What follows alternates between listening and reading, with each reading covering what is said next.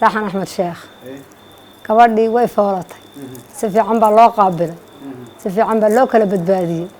أفرنا دور بإلهي كدقي يدي يويلشي يا أنا وان محسنا ودن كقر حين والقوم هتسيه عافمات كقر حين بتال قبر ظهر أد بأدي سوى عنيه وإحنا هلي كلام معها وكا واي marka hore xagid ka garan gabadha xaafada shanaad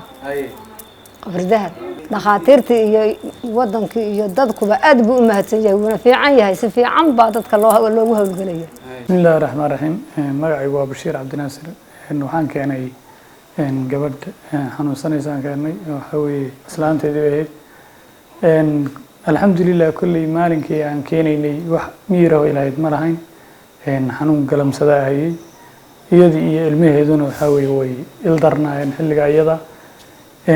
alxamdulillaah waa la kala nabad keenay laba habeen iyo laba maalmood bay kooma ku jirtay hadda way soo caafimaaday oo waxa weeye way fiican tahay ilmihiina wuu nabad qabaa kulli maalinkii aan keenay iyo maalinkan maanta dee laba maalmood bay noo tahay alxamdulillaah dhakhtarkaas si fiican baa naloogu adeeg fiican baan waxa weeye helay alxamdulillaah waxaan waxa weeye dhakhaatiirtii dawladda ugu mahad celinaynaa adeegga hufan ee nala siiyey iyo sida waxa weeye hagar la'aanta naloogu garab qabtay isbitaalka Qabri Dahar haddaan yar ka hadlo wuxuu u shaqeeyaa as a general hospital waa general hospital weeyaan laakiin referral hospital ahaan buu u shaqeeyaa 10 degmo ee gobolka hoos timaada iyo maamul magaalada isbitaalkan waxaa la aasaasay general hospital waxaa laga dhigay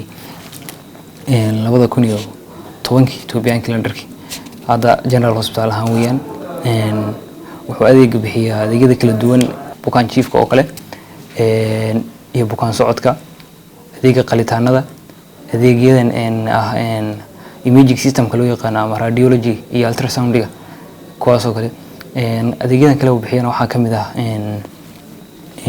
farmasiyada qaybtan waxa kamid ah dentalka oo qaybta dentista maadaama dhakhtar dentista uu joogo qaybta dental unit isaguna adeegyadu bixiyo kamid yihiin si guud markaan soo koobo adeegyada basic oo dhan isbitaalka loogu talagalay uu bixiyaa adeegyada ART iyo TB iyaguna ay kamid yihiin marka aan imaado qaybtan human resource-ga isbitaalkan waxa joogta speciality-ga qaybta takhasuska loo yaqaan shan takhasus ay joogta shanta takhasuskana waxay weeyaan waa shanta afarta maajarka loo yaqaano khatarkan general surgeon kala dhoo khatiirtan kale iyaguna internist ama cudurrada guud ka kale caruurta qaybta dumarka iyo kan radiologist loo yaqaan qaybtan isaguna imaging system ka shaqeeya qaybta kale khatiirta markaan u imaado GP-da loo yaqaan 13 GP oo joogta ama general practitioner baa la sida macna kale tan medical doctors ka waan qaybta kale iyaguna la kale waa dentist isaguna qaybtan markaan u imaado qaybtan OR loo yaqaan oo iyaguna shortage iska jirta xagga qaybtan scrub nurse ee baalka la dhaho anesthesia maadaama ay departmentyada yarka ee minorka ay yihiin oo aan la helin marka waxaan u joogtaa laba anesthesia kulli qorshayo fara badan baa noo yaala haddii Ilaahay noo guuleeyo anagoo la kaashanayna xafiiska caafimaadka qorshayo fara badan oo qorshaysan baa jira waayo hospitaalkan waxa weeyaan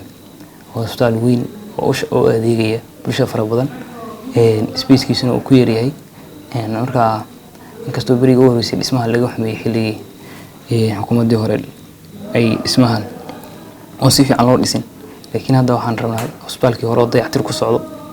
oo dayactirka markuu dhamaado qaybta MCH-kiina xagga u wareejino haddii la yiraahdo way qaybtaas oo magaalada centerkeedina ku taala bukaankana access u ka helayo waayo MCH-ka marka la leeyahay hooyinka waxa weeyaan waa caruurta iyo hooyinka departmentigoodi marka waxay u baahan yihiin kuwaas oo kale in meel waafi ay haystaan space ku filan inay haystaan baa lagu talagalay oo access ka helayaan space-ka markaan leeyahay waa inay waxyadii kaste AMC-gi qaybta ANC-ga markaan leeyahay waa daryeelka hooyada uurka leh intayna dhalin la siiyo department waaxdaas leh waaxdii ku dhalisay delivery wardigi waaxdii kale iyaduna postnatalka marka dhashay kadib la dhigay waaxdii oo arka waxyaabahaas oo kale inay meel marka wax u baahan tahay compound iyada niita oo gaar ah marka waxaan qorshaysanay insha Allah haddii Ilaahay noo gaarsiiyo inaan qaybta u wareejino haddii la yiraahdo. Dumaan Cabdi Axmed, SRTV, Qabri Dahar.